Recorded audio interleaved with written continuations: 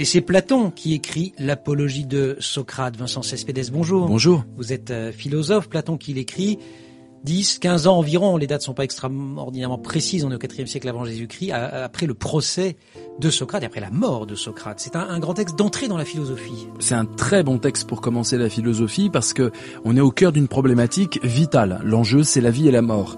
Socrate est accusé de plusieurs problèmes, dont l'idée de corrompre la jeunesse en lui mettant des idées peu commodes dans la tête. Il ne reconnaît pas les dieux traditionnels athéniens. Voilà. Il en veut de nouveau. Corruption. Enfin, grosso modo, on sent bien que c'est l'apparition du jugement critique qui pose problème. Un tout petit mot, c'est quand on dit le procès de Socrate, il faut pas imaginer un petit tribunal en plein air avec un juge. C'est une affaire d'État, dirait-on aujourd'hui. C'est une affaire d'État. Ça doit être réglé très rapidement, en une journée, nous dit Platon. Donc, il faut trouver des preuves qui convainquent le plus rapidement possible, des témoins, mettre des gens à la barre. Et Socrate refuse ça. Et Socrate, d'abord essaie de prouver son innocence, et puis une fois qu'il est condamné, il se montre assez arrogant, assez ironique, et on retrouve déjà les ferments de la philosophie. D'ailleurs, une très belle comparaison de Socrate à un taon qui pique un cheval paresseux.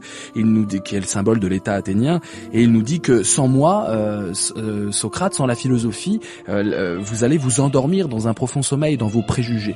Et le philosophe, c'est celui qui doit irriter les citoyens pour les réveiller de leur soi-disant certitude. Avec un côté presque énervant, si on se met du côté de Socrate, c'est qu'on a l'impression qu'il se défend pas vraiment.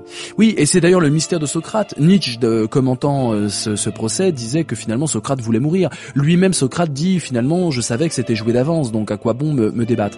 Et il y a quand même une réflexion sur la mort où Socrate dit finalement la mort c'est pas grand-chose, la disparition du corps, parce que ce qui compte c'est l'âme, et l'âme reste juste, et c'est ça qui est essentiel pour lui. Alors on lit ou on relit cette apologie de Socrate de Platon. Merci beaucoup Vincent Cespedes. On peut lire ou relire également Oser la jeunesse, c'était en 2015 chez Flammarion.